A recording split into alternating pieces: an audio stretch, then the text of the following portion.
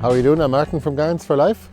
I'm enjoying the breath of warm air here in the middle of winter. We just went through a cold spell there last week, and this week all of the gardens have thawed. You can see here in the background. Everything is black instead of white again.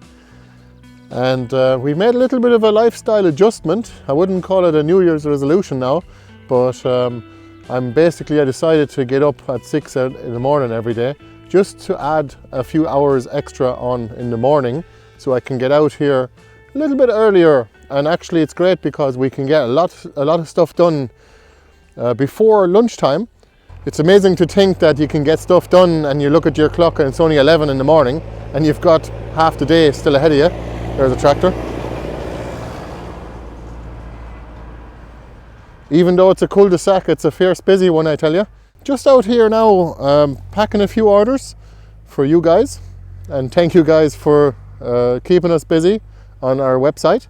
And we're going to be planting stuff like cuttings and starting seeds probably next month.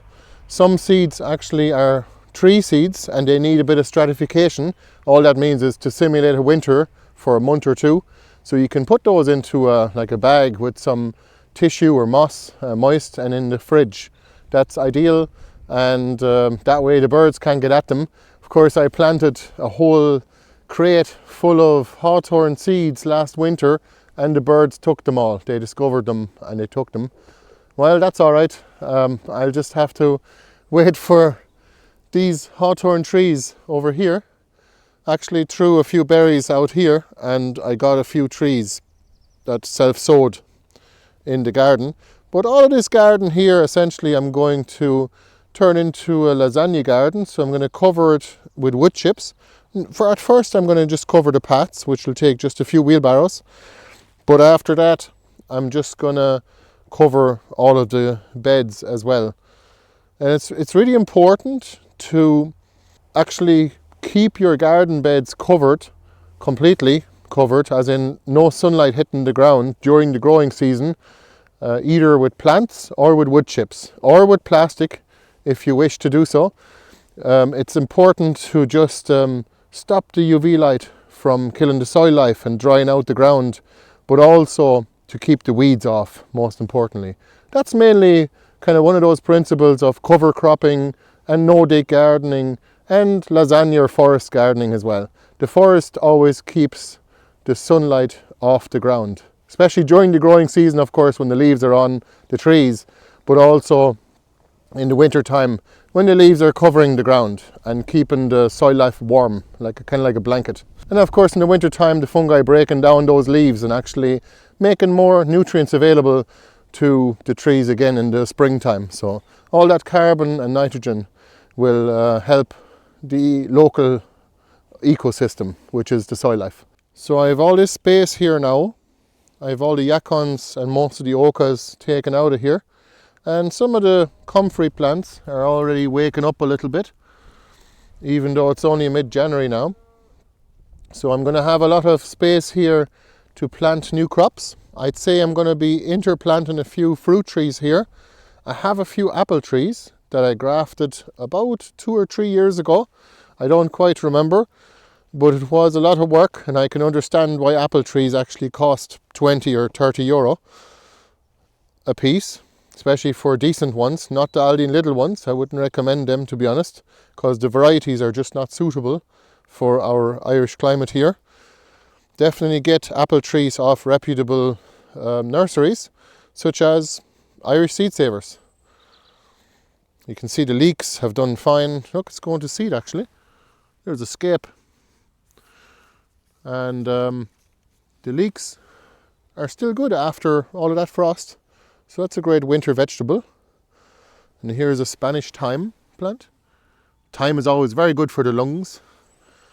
Excellent plant to keep down inflammation and infection in the body. Hope I don't get demonetized on YouTube for saying that. And if I do, I'll let you know. In fairness, we should be allowed to say things we want to say. Just in case it's not medical misinformation, because I'm not a medical professional. I'm just telling you something that's completely natural and completely traditional. So this compost here is coming along nicely. So we're going to get cardboard next week, and we're going to be making a little garden here.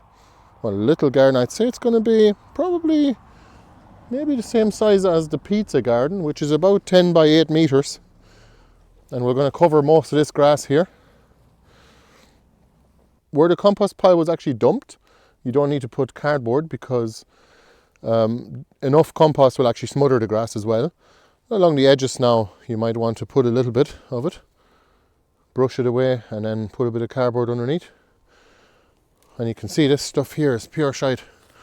This is kind of a woven fabric from construction timber covers. I used to recommend these years ago, but as you can see, they're not that great. And I have been saying to you, even last year as well, I noticed that they are disintegrating rather quickly, maybe after 3 years or so. And they make all these plastic worms, as some permaculture students that came here called them, plastic worms. It's not great, and I'd recommend probably using silage tarp for a bigger scale, or probably just use cardboard altogether. Now, cardboard has its downsides too. I heard they do spray it with some sort of a chemical, probably a kind of, I don't know if it's a fungicide or something like that. And the thing is though, at the end of the day, if you're growing your own food at home, in your own garden, you're still saving the environment more, and you're still eating a lot better quality food because it's fresh, but also there's definitely going to be less chemicals in it than what you get in the shop. Even if you use cardboard to smother your grass underneath of your no-dig garden. It gets the job done anyway, that's for sure. And I think good sources of cardboard, before you all ask me in the comments. You're welcome to ask me any questions you have, but cardboard is usually available from furniture places and bicycle shops.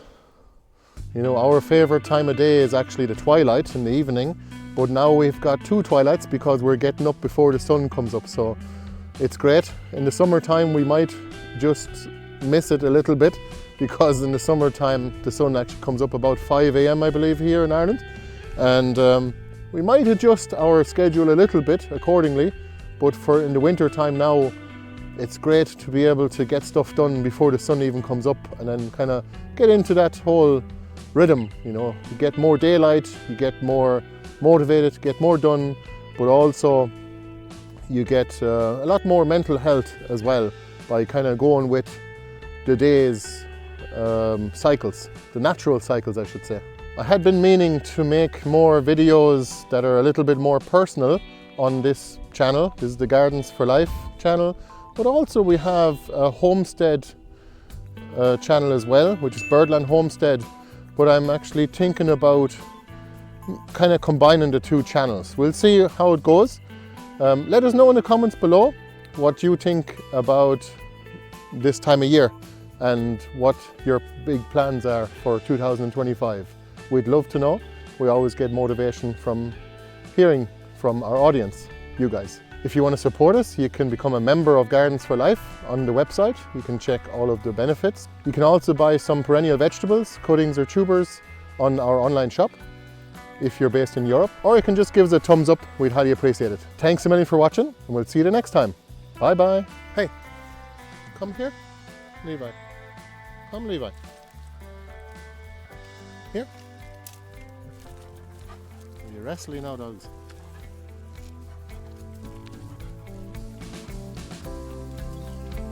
Say bye-bye. Bye-bye.